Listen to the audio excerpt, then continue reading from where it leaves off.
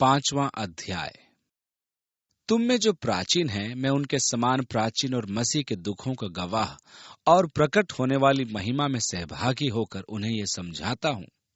देखिए, पतरस प्रभु यीशु मसीह की मृत्यु का आंखों देखा गवाह था। उसने कहा, मैं गवाह था और वो महिमा का सहभागी भी था। रूपांतरण के पर्वत पर उसने यीशु का रूप परिवर्तित होते हुए देखा था। उस समय मूसा और एलिया उससे आने वाले राज्य की बातें कर रहे थे। पतरस इस अनुभव से इतना उत्तेजित हो उठा था कि उसने कहा, हे रबी, हमारा यहाँ रहना अच्छा है, इसलिए हम 3 मंडप बनाए। अब हम इस स्थान से नीचे न उतरे।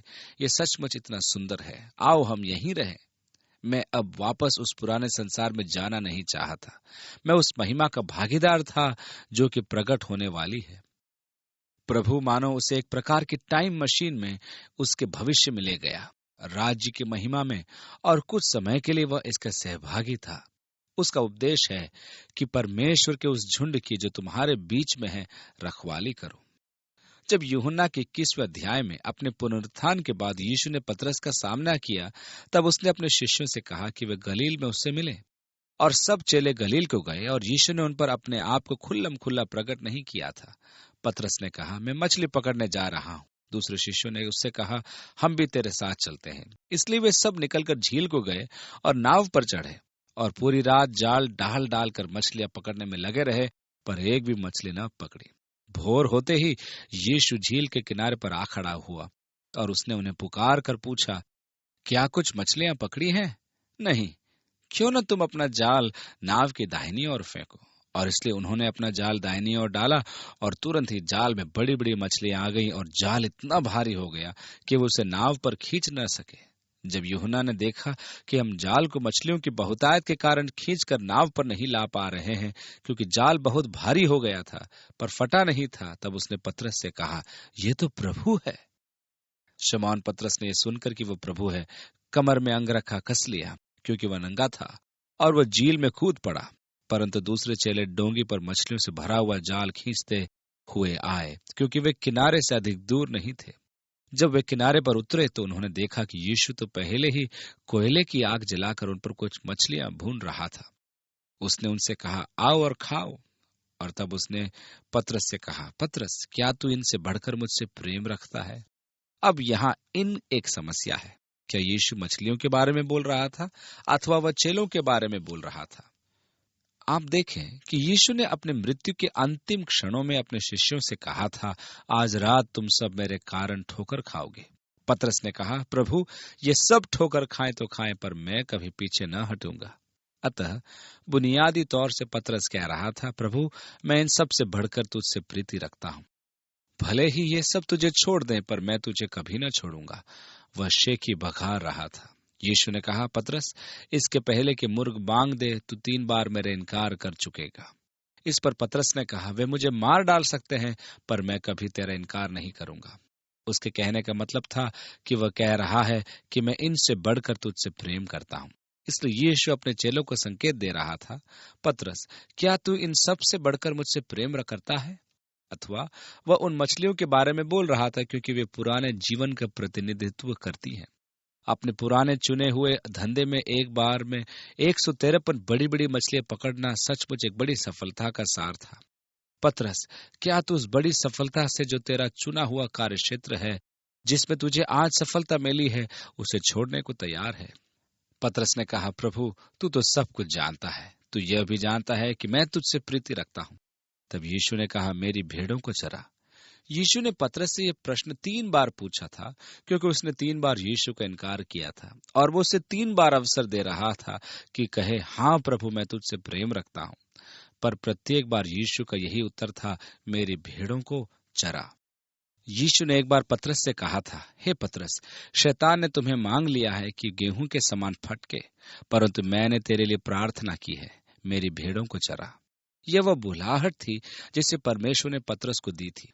यह उस बुलाहट की चरम सीमा थी, और अब पतरस इसी बुलाहट को प्राचीनों को सौंप रहा है। और मैं महसूस करता हूं कि यह सबसे महत्वपूर्ण उपदेशों में से एक है कि परमेश्वर के इस झुंड की जो तुम्हारे बीच में है रखवाली करो। मैं सोचता हूं कि यह प्रत्येक वचन के सेवक के लिए एक बड़ी बुलाहट है कि परमेश्वर के झुंड की रखवाली करें। और मेरे विचार से आज कलीसिया के सबसे बड़ी त्रासदियों में से एक यह है कि बहुत थोड़े से पासवान हैं जो परमेश्वर के वचन से परमेश्वर के झुंड की रखवाली करते हैं, जो कि अनंत जीवन के लिए उनके प्राणों को पुष्ट करता है। आप जानते हैं कि परमेश्वर के झुंड को सब प्रकार के खिचड़ी रूपी वचन खिलाया जाता है। आप चर्च में मनोविज्ञान और दर्शन की अच्छी खासी खुराकें पा सकते हैं, पर परमेश्वर के वचन पर खिलाना एक विरले बात ही रह गई है। परमेश्वर के उस झुंड की जो तुम्हारे बीच में है, रखवाली करो। दूसरी आयत में लिखा है, और ये दबाव से नहीं परंतु परमेश्वर की इच्छा के अनुसार आनंद से, और नीच कमाई के लिए नहीं पर मन लगाकर, अर्थात किसी के दबाव में आकर नहीं। यहाँ सेवकाई में व्यावसायिकता के विरुद्ध चेतावनी दी है। रुपया कमाने या धन एकत्रित करने पर जोर देने के विरुद्ध ये एक चेतावनी है। अपने ही संपन्नीकरण के लिए परमेश्वर के वरदानों को नीच काम में लगाने के विरुद्ध चेतावनी। नीच कमाई के लिए नहीं पर मन लगाकर। जो लोग तुम्हें सौंपे गए हैं उन पर अधिकार न जताओ। चरवाही करने की धर्म सैद्धांतिक धारणा, इसके विरुद्ध चेतावनी पतरस यहाँ देता है। वरन झुंड के लिए आदर्श बनो। ये तीमुथियुस को दिया गया पौलुस का उपदेश था, विश्वासियों के लिए आदर्श बन जा। और वचन का सेवक जो घोषणा लोगों के सामने करता है, उसके लिए स्वयं उसे एक आदर्श बनना चाहिए। चौथी आयत में लिखा है, जब प्रधान रखवाला अर्थात यीशु मसीह प्रकट होगा तो तुम्हें महिमा का मुकुट दिया जाएगा जो मुरझाने का नहीं। अब पवित्र शास्त्र में जीवन के मुकुट की प्रतिज्ञाएं हैं, और यहाँ उनके लिए प्रतिज्ञा है जो मसीह के देह में वचन की सेवा करते हैं, एक महिमा का मुकुट। 5वीं आयत में, इसी प्रकार हे नवयुवकों, तुम भी प्राचीनों के अधीन रहो, वरन तुम सब के सब एक दूसरे की सेवा के लिए दीनता से कमर बांधे रहो, क्योंकि परमेश्वर अभिमानियों का विरोध करता है। क्या आप चाहते हैं कि परमेश्वर आपके विरोध करे?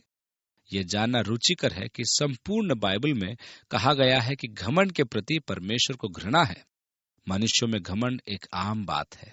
परमेश्वर घमंडी का विरोध करता है। 6 बातों से परमेश्वर को घृणा है, वरन 7 हैं जिनसे उसको घृणा है।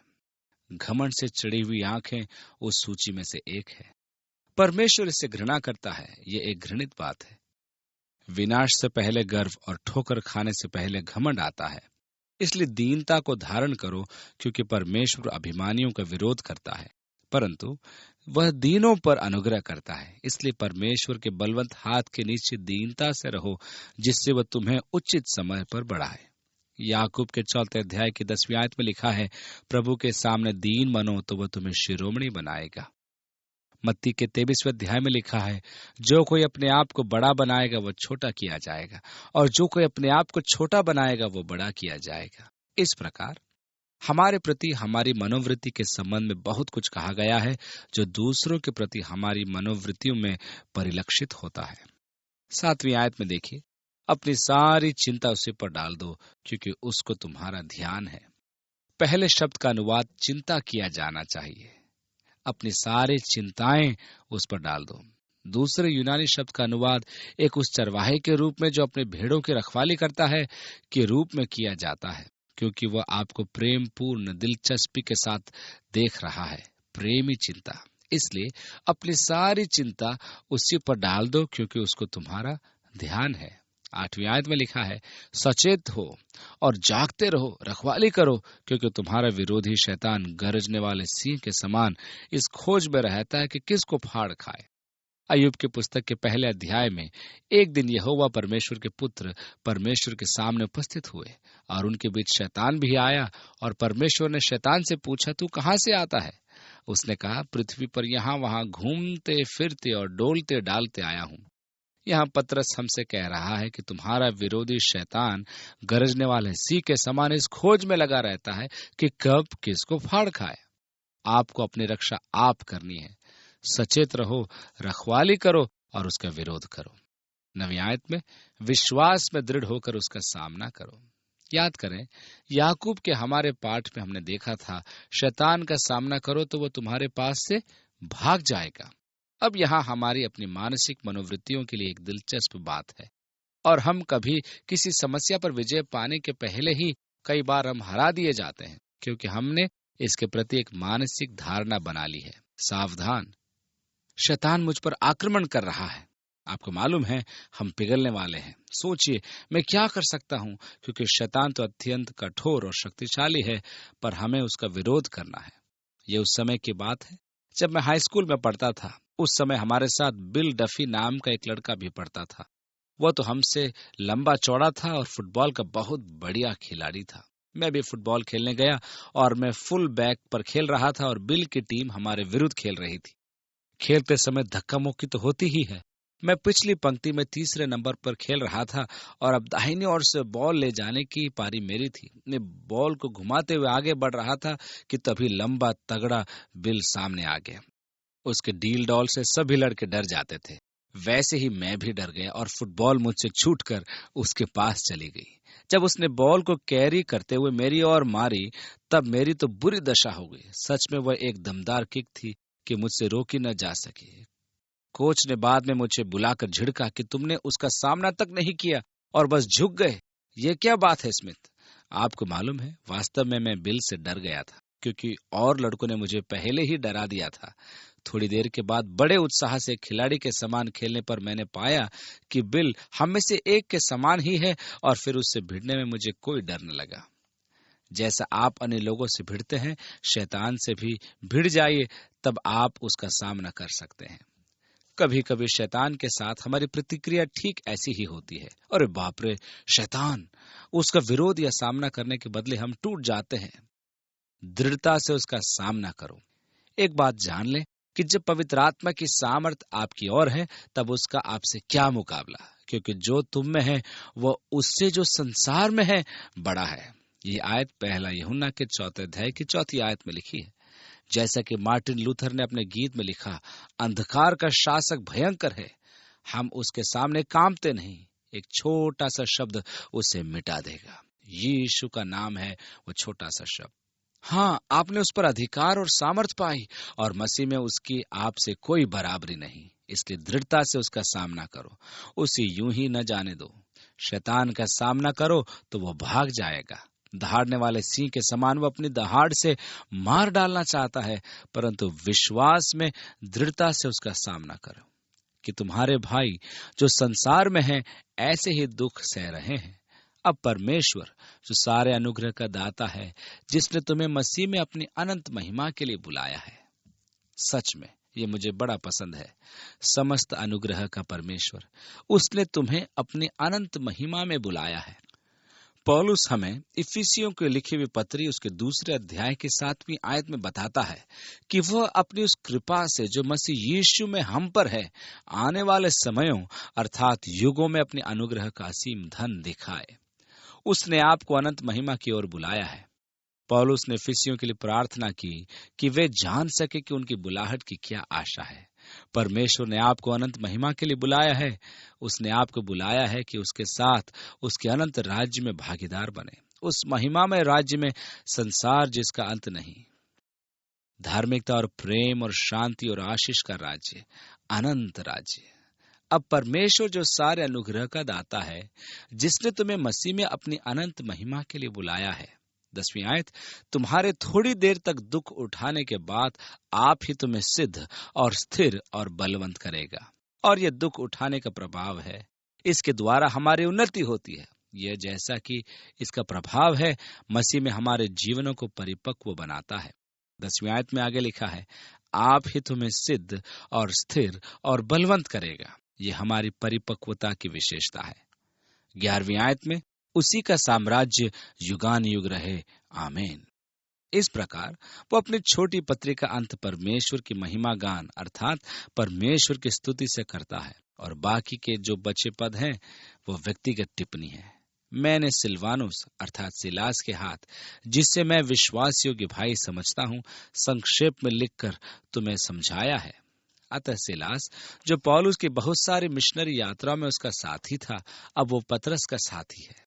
शायद इस समय पौलुस बंदीगृह में कैद था और इसलिए सिलास पतरस के साथ चला गया था।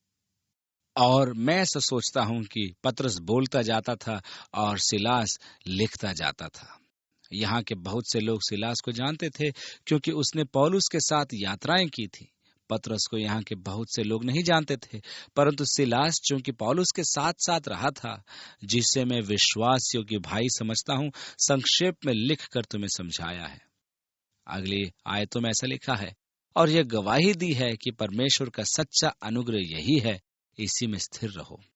जो बेबीलोन में तुम्हारे समान चुने हुए लोग हैं, वह और मेरा पुत्र मरकुस तुम्हें नमस्कार कहते हैं। और यह संभवतः यूहन्ना मरकुस है, जो पौलुस और बरनबास का साथी रह चुका था, अब पतरस के साथ कार्य कर रहा है। संभवतः इस समय पतरस अपनी पत्री बेबीलोन से लिख रहा है। 14वीं आयत में, प्रेम के चुंबन से एक दूसरे को नमस्कार करो। तुम सबको जो मसीह में हो शांति मिलती रहे। अतः यहाँ पतरस की पहली पत्री समाप्त होती है। आने वाले सप्ताहों में हम पतरस की दूसरी पत्री का अध्ययन करेंगे, जो कि लगभग 6 वर्षों के बाद लिखी गई थी। अगली पत्री का आशय हमें आत्मिक परिपक्वता में लाना है, एक बलवंत जीवन और आशीष और यीशु मसीह में आशा का जीवन। काश कि हम केवल वचन के सुनने वाले नहीं, पर वचन पर चलने वाले बने।